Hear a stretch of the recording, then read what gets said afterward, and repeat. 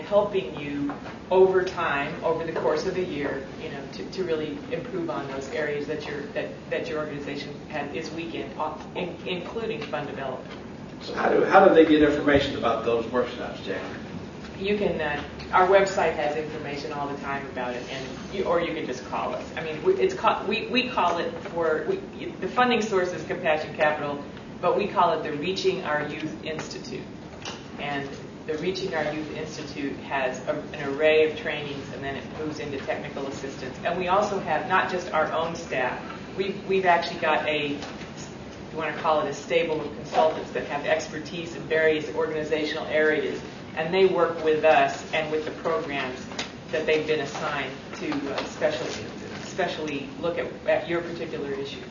And if you look at www.asap.org, you will be able to not only link what's going on with the After School for All partnership, but you'll also be able to link St. Louis for Kids and Arches. That's the umbrella website of the After School for All partnership collaboration here in the Metro St. Louis area. Okay, I'm going to call on Greg, but before I do, I just wanted to follow up what you were saying about the standards and everything.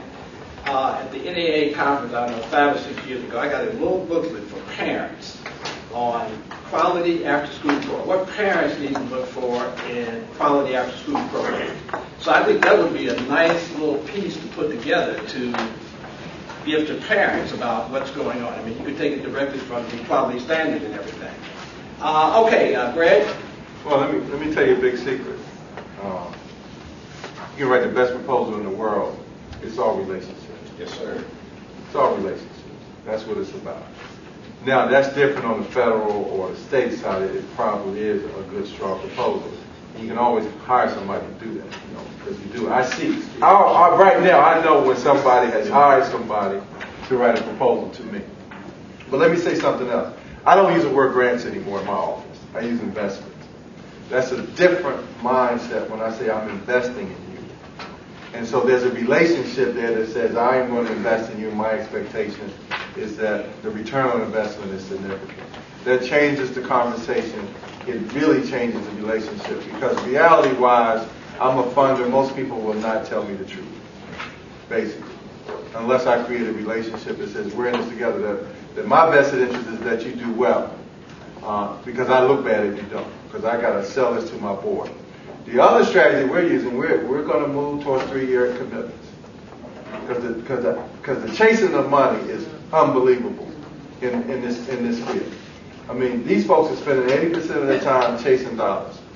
So if we make 3-year commitments based on a threshold of measures that you have to reach, then you're involved in me for 3 years, and you've got a performance matrix to make. The other issue I have is that we create lottery systems for kids. If you're a kid and it's a quality program in your neighborhood, you got access to it. If it's not there, you don't. So when I did a matrix of all my programs, guess what I found? The lowest income, the high areas of crime, juvenile crime, and low academic performance had the less programs and the less quality. So I got to change that. So what do? I social engineer now. Which, I can say this in St. Louis, but not in D.C.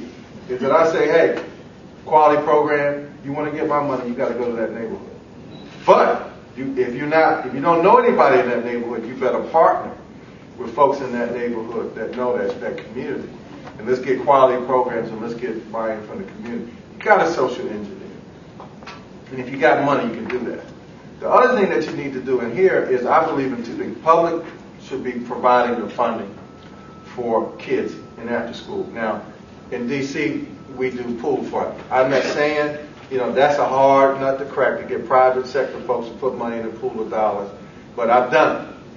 It's kicking and screaming, but the private sector has put money in our resources along with city, and we dole those dollars out. I think you need one big source of funding, whether it's St. Louis for Kids or Arts or whoever that entity is, and then you work together with a significant pool of money. So the accountability is there.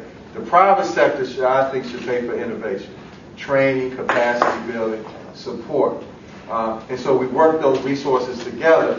And that's difficult for the culture of the private sector funding, because they got their own pet programs. And so you got to get out of that sort of mentality about at programs and look